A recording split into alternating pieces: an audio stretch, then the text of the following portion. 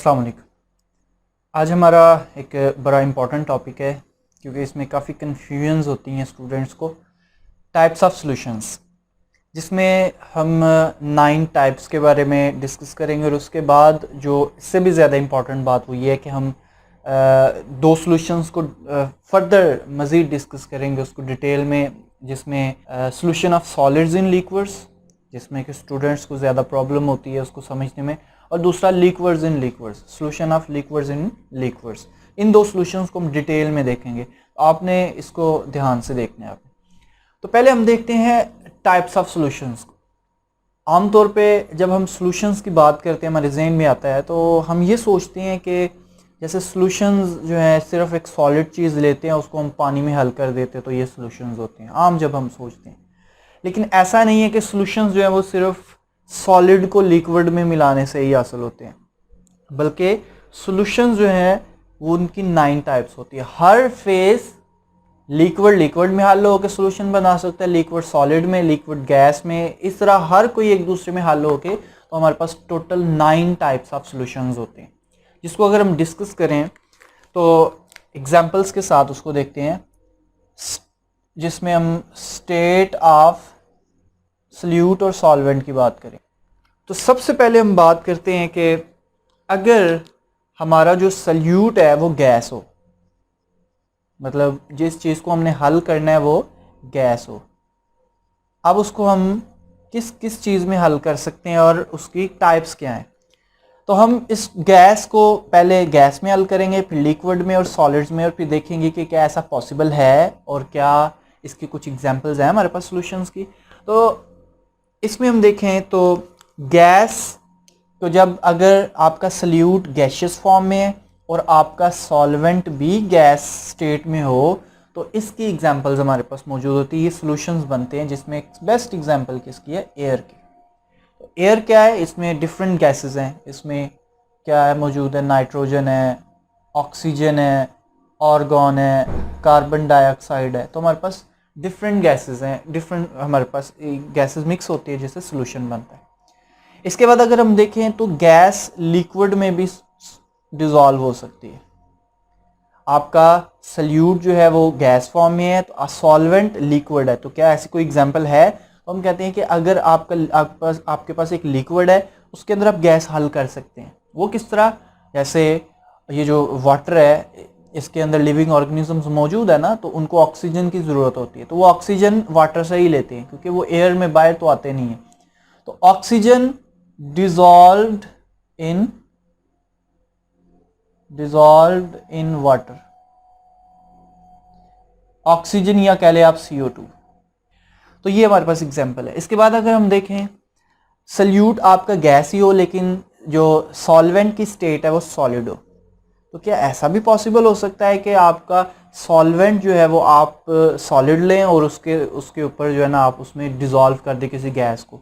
तो ऐसे सॉल्यूशंस हमारे पास मौजूद होते हैं। जैसे हम कहते हैं कि प्लाडियम मेटल या निकल मेटल, इनके ऊपर हाइड्रोजन डिसॉल्व हो सकती है, जैसे फॉर एग्जांपल मतलब एड्जॉर्ब हो जाते हैं। फॉर एग्जांपल ये हम कहते हैं कि निकल जो है इसको हम कैटलिस्ट के तौर पे इस्तेमाल करते हैं। आपने एक रिएक्शन पढ़ा था हाइड्रोजिनेशन रिएक्शन, उसको मैं अगर यहाँ पे लिखूँ CH2 double bond CH2 plus H2 in the presence of निकल, ये हाइड्रोजिनेशन अल्केन्स बनाने का जो मेथड होता है, आपने मैट्रिक में पढ़ा।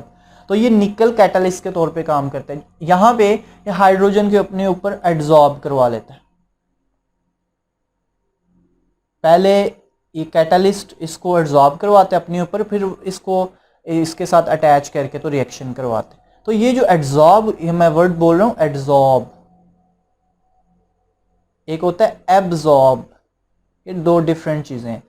ये एड्जॉर्ब होता है सिर्फ सरफेस तक अटैच रहना, जबकि एब्जॉर्ब में सरफेस पे भी होता है और जबकि वो किसी सब्सटेंस दूसरे में जो जज़ब होता है वो उसके अंदर तक चला जाता है। ठीक है, तो हम यहाँ पे बात करें एड्जॉर्ब हो जाता है उसको। तो ये हमारे पास एग्जांपल है इसकी, गैस इनटू सॉलिड। नेक्स्ट हम बात करते हैं इसके बाद कि अगर अब आप सॉल्यूट जो है वो आपका लिक्विड हो और उसको हम डिफरेंट सॉल्वेंट्स में डिसॉल्व करते हैं।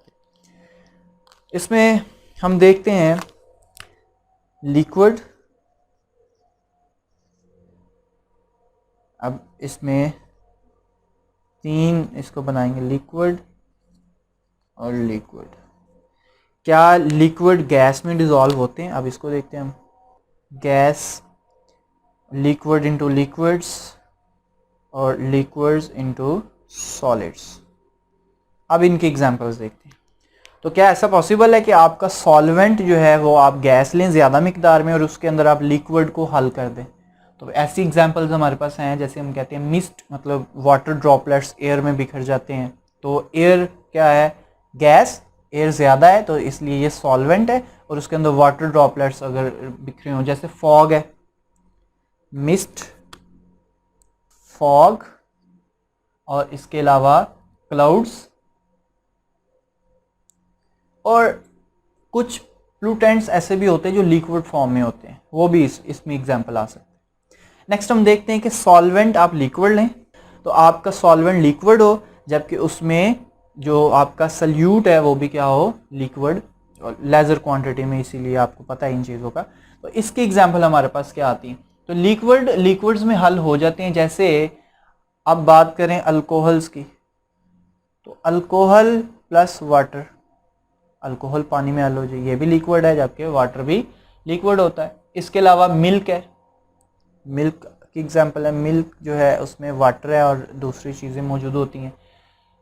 जबकि बेंजीन इन टॉलुइन, अब बेंजीन और टॉलुइन को हल कर दें तो ये भी इसकी एग्जांपल है, benzene and toluene, benzene plus toluene. Next हम बात करते हैं लिक्विड्स इन सॉलिड्स। क्या ऐसा भी पॉसिबल है कि आपका सॉल्वेंट आप लें सॉलिड और उसके ऊपर आप लिक्विड को डिसॉल्व करवा दें?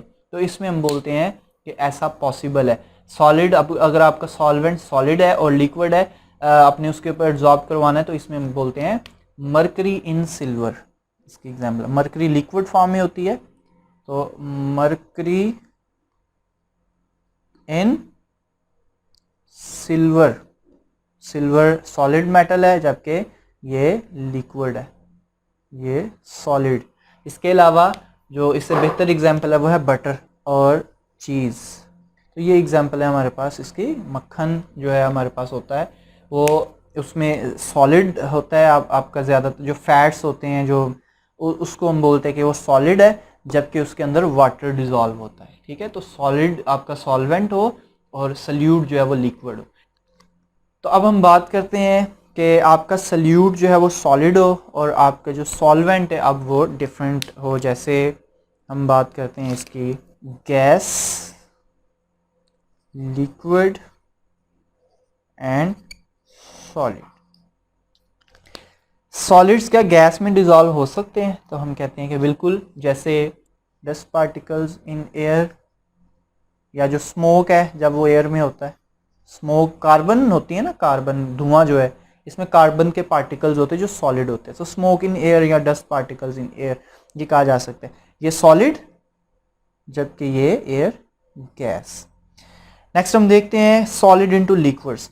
ये सॉल्यूशंस हम इनको अक्सर जो है वो ऑब्जर्व करते हैं ज़्यादातर। जैसे हम बात करें कि आप लिक्विड लें, आप सॉल्वेंट पानी लें, आप उसमें सॉलिड चीज़ ऐड करें, आप नमक डालते हैं, नमक सॉलिड है तो सल्यूट, आप चीनी ऐड करते हैं तो वो सॉलिड है पानी में। तो ये हम कॉमनली ऑब्जर्व करते हैं ये सॉल्यूशंस। तो इसमें एग्जांपल है sugar solution in water, definite बात है, और साल्ट सॉल्यूशन इन वाटर। तो लिक्विड में क्या डिसॉल्व कर दे आप? सॉलिड।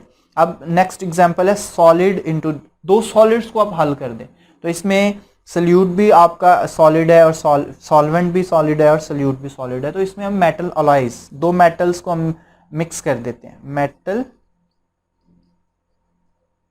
अलॉयज।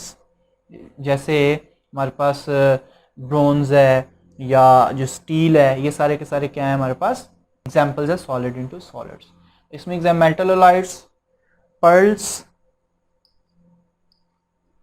इसके अलावा आप कह सकते हैं ओपल्स, और most importantly carbon in iron, iron. तो ये इसके एग्जाम्पल में आएगा।